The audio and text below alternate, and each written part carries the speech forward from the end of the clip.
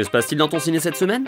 14 films sont sortis depuis mercredi, dont Homefront, Les sorcières de Zugarramurdi, Loveless et Yves Saint Laurent. Jason Statham et James Franco s'affrontent dans ce film de gros bras. Le premier essaie de mener une retraite bien pépère avec sa fille, mais le second, dealer de drogue, ne l'entend pas de cette oreille. Avec Stallone au scénario, il faut s'attendre à de la castagne.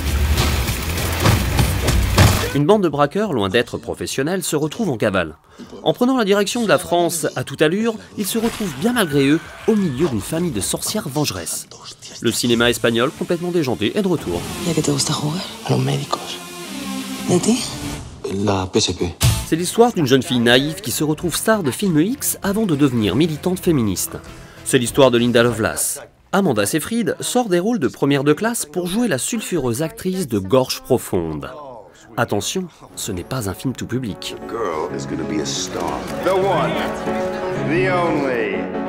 Linda Lovelace. Tout le monde connaît aujourd'hui la maison de haute couture fondée par Yves Saint Laurent.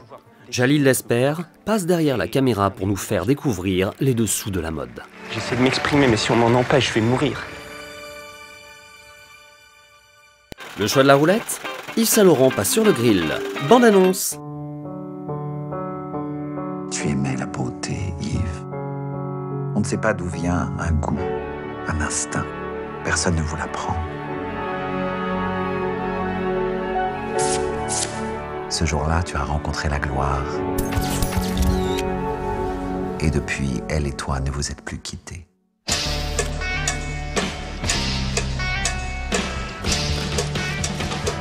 Avec mes robes, avec mes dessins, j'essaie de m'exprimer, mais si on m'en empêche, je vais mourir. Le talent, tu l'as. Le reste, je m'en occupe. J'ai 4 collections par an. C'est toi qui vas les faire, peut-être? J'en peux plus, je suis épuisé. Mais tout ça, tu l'as voulu. Yves, regarde-moi. Tu veux vivre ou tu veux mourir? Parce que si tu veux mourir, moi, je peux rien faire pour toi. Tu peux pas isoler Yves comme ça. Si je t'entoure de paravent, tout le monde va dire que je suis un tyran. La mode, ça n'est pas un art majeur. Non, ça n'est pas un art du tout, même. Mais pour la faire comme tu l'as fait, toi, il faut être un artiste. T'es un génie, Yves. Sans toi, il n'y aurait rien eu.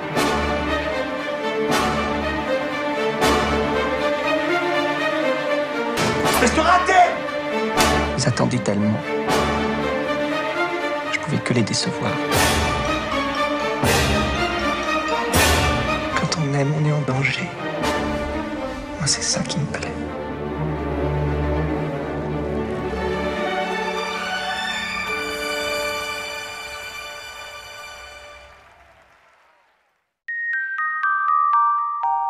C'était bien. J'ai trouvé que c'était très beau, esthétique. Prodigieux. Je suis impressionnée par les acteurs. Entre Gallienne et Ninet, on a ce qui se fait de mieux niveau acteur, le cinéma français en ce moment. Émouvant et épouvantable.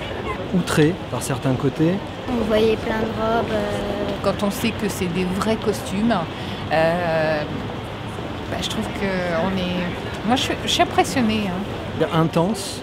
C'est encore plus bouleversant, même en connaissant l'histoire. C'est fin, c'est intelligent, c'est respectueux de cette histoire, de cette biographie, respectueux. Je crois que c'est un metteur en scène qui sait respecter les choses. C'est assez subtil dans la mise en scène, il n'y a rien de cru, il n'y a rien de choquant. Même les scènes un peu difficiles, d'orgie, entre guillemets, sont tellement esthétisantes que ça passe bien. J'ai trouvé que c'était l'équivalent chic de Liberace. Les acteurs. C'est l'affiche qui m'attire moi vers le film. Yves Saint Laurent, la mode, c'est pas mon truc. Mais Ninet, j'aime bien. Pour la performance d'acteur, mais là je suis bluffée. C'est un univers que je connais pas trop, donc c'était l'occasion aussi d'en apprendre un peu plus. On en a appris un peu plus. Tout simplement parce que, d'un côté, parce que j'aime la couture. J'ai travaillé moi-même dans la haute couture. Et en voyant les vêtements d'Yves Saint Laurent, évidemment, ça me parle. Et là, justement, en voyant sa collection, de l'émotion et même ma petite larme. Je pense que c'est pour un public assez large, un panel assez large. À tout public. Je conseille à tout le monde. Personne qui s'intéresse à la mode. Je pense que quelqu'un qui ne connaît pas trop le monde de la mode peut très très bien aussi passer un bon moment. Je pense qu'il peut être apprécié par différents types de publics. Je ne le conseillerais pas à mon fils, je suis sûre qu'il n'aimerait pas. Il a 16 ans. Nous sommes venus aujourd'hui le voir à 3 générations. Il y a ma fille qui est venue aussi et même si elle n'a pas pu témoigner, elle est également touchée et totalement concernée. Je suis fan du cinéma français et là je suis fière. Retrouvez dès mercredi, à coup sûr, Divin Enfant, L'amour est un crime parfait et Les brasiers de la colère. À la semaine prochaine et bon ciné!